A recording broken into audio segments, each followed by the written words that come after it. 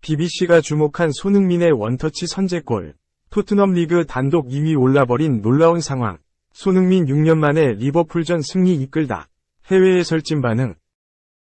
부상, 이겨낸 손흥민, 토트넘, 이 유럽 무대 200호 골을 터뜨리며 엘링 홀란, 맨체스터 시티와 본격 득점왕 경쟁에 나섰다. 손흥민은 1일, 이하 한국 시간, 영국 런던의 토트넘 호스퍼 스타디움에서 열린 리버풀과 2023-2024 프리미어리그 7라운드 홈경기에서 전반 36분 득점에 성공했다. 6라운드 아스널전에서 멀티골을 터뜨렸던 손흥민은 이번 득점으로 2경기 연속골을 기록. 이번 시즌 정규리그 득점을 6골로 늘렸다.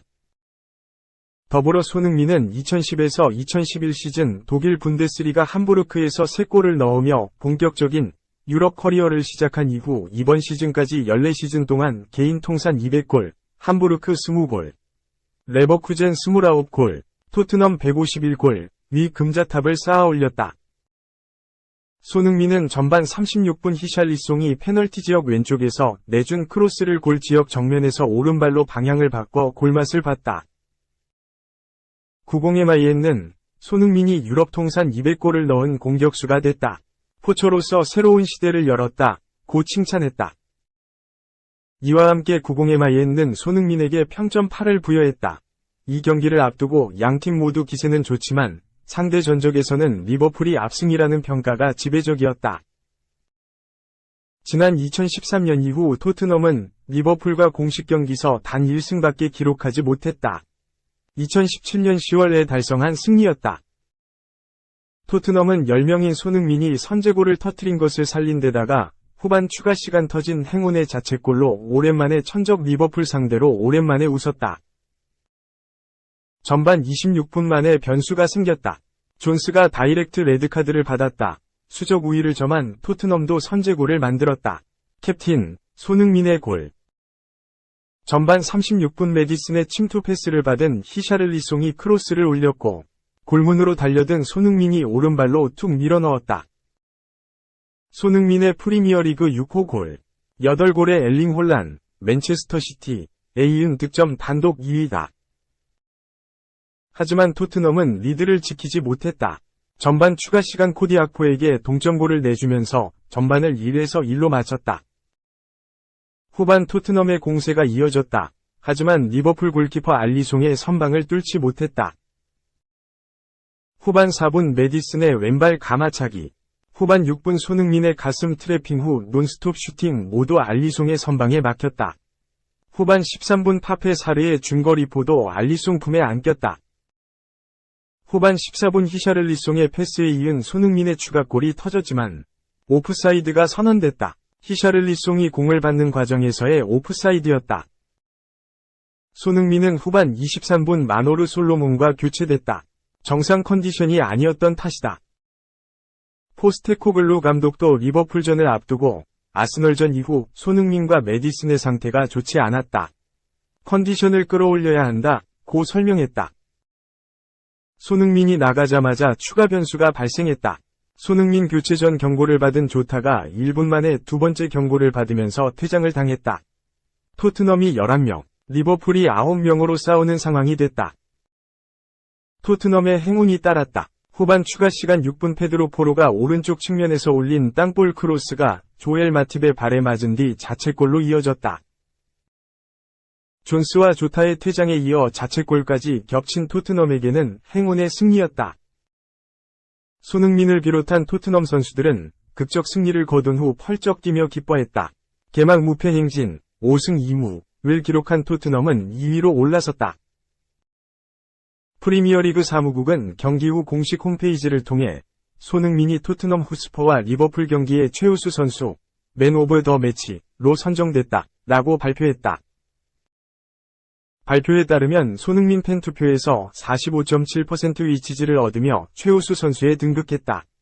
손흥민의 뒤를 이어 알리송 베커 29.0%, 포로 6.4%, 마팁 5.8%, 이 이름을 올렸다.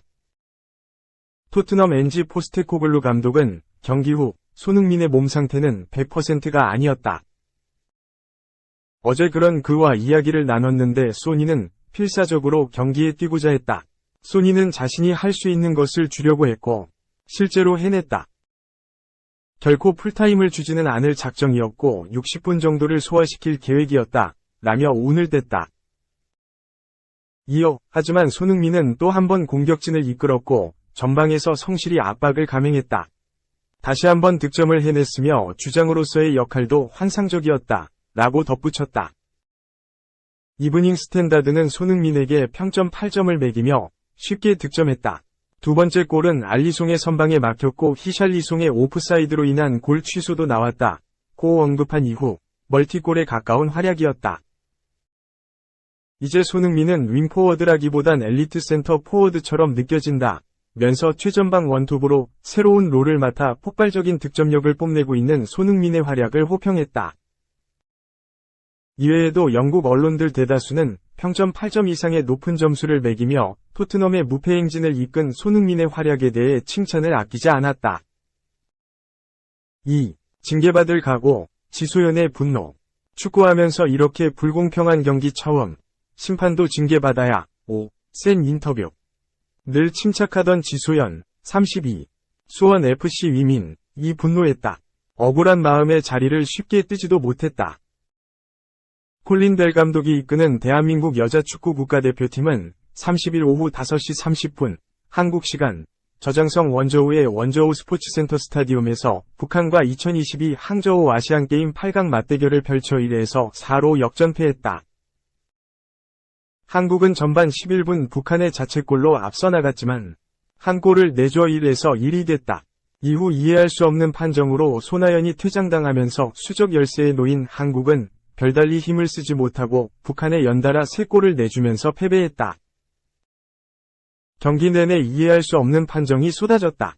전반 6분 뒤에서 한 번에 넘겨준 공을 잡은 손아연이 빠르게 박스 안으로 침투해 공을 잡아냈다.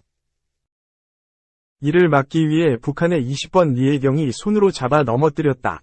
하지만 파울은 선언되지 않았다. 그래도 한국은 선취골을 넣었다. 전반 11분 코너킥 상황에서 리에경의 자책골이 터진 것. 그러자 북한은 거칠게 돌변했다. 지소연을 향한 양발 태클이 나왔고 공중볼 상황에서 일부러 경합에 나서지 않아 한국 선수 홀로 뜨는 상황이 계속해서 벌어졌다. 특히 전반 43분에는 팀의 핵심 지소연이 위험하게 떨어지며 경기가 잠시 중단되기도 했다. 전반 20분 동점을 만드는 데 성공한 북한은 이후에도 계속해서 거친 플레이를 일삼았다. 그러던 중 이 경기의 승패를 가른 판정이 나왔다. 한국의 공격 상황에서 오른쪽에서 올라온 크로스를 헤더로 연결하기 위해 몸을 던진 손아연이 골키퍼 손에 맞은 것. 그러나 경고 누적으로 퇴장당한 쪽은 손아연이었다. 득점 찬스에서 날아오는 공을 향해 헤더를 시도했고 오히려 골키퍼 김은희의 팔에 머리를 맞았지만 경기장에서 물러난 쪽은 손아연이었다. 경기 종료 후 콜린 벨 감독 여자대표팀 감독은 분노했다. 그는 뭔가 갑자기 말이 안 되는 상황이 이뤄졌다. 라며 이번 경기 심판이 자격이 있는 심판인지 모르겠다. 심판이 경기를 박살냈다. 이런 대회에서는 심판의 판정이 매우 중요하다.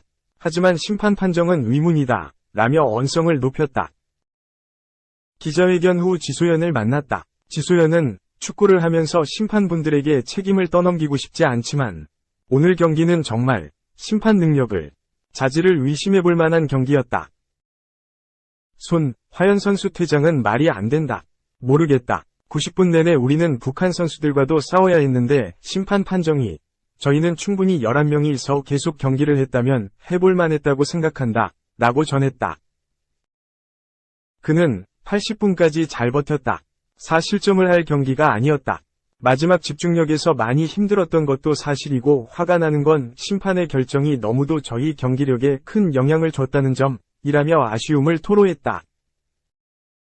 그러면서 지소연은 축구를 하면서 이렇게 엄폐한 경기는 처음인 것 같다. 11명이 서 했다면 지진 않았을 것 같다. 라고 덧붙였다. 이어 지소연은 저희는 월드컵의 아픔도 있다. 한 번 더 올림픽 예선에서 북한을 만나야 한다. 그렇기에 더 좋은 분위기로 가져가고 싶었다. 굉장히 어려운 경기를 했다. 북한이 축구뿐만 아니라 말싸움으로도 너무 힘든 비매너 경기를 했다. 많이 힘든 경기, 라고 전했다. 지소연의 분노는 이어졌다. 그는 전반전에도 제가 당한 태클, VAR 있었다면 레드카드까지 나올 수 있었던 파울이다. 후반전 페널티킥을 충분히 받을 수 있었던 장면도 있었지만 경고도 안 나갔다. 심판 많이 아쉬웠다. 처음으로 저도 이성을 잃은 경기다. 받아들이기 힘들다. 그래도 결과는 저희가 진 거다. 다시 돌아가야 하는 상황인데 모르겠다 라며 고개를 떨궜다. 지소연은 제가 징계를 받을 수 있을 것 같다. 너무 흥분한 상태로 경기 끝나고도 심판에게 항의했다. 심한 말도 했다. 어떻게 해야 될지 모르겠지만 저는 심판도 충분한 징계를 받아야 한다고 생각한다. 저뿐만 아니라 심판도 징계를 받아야 한다. 라고 목소리 높였다. 인터뷰를 마친 지소연은 분노와 억울함에 쉽게 자리를 떠나지 못했다.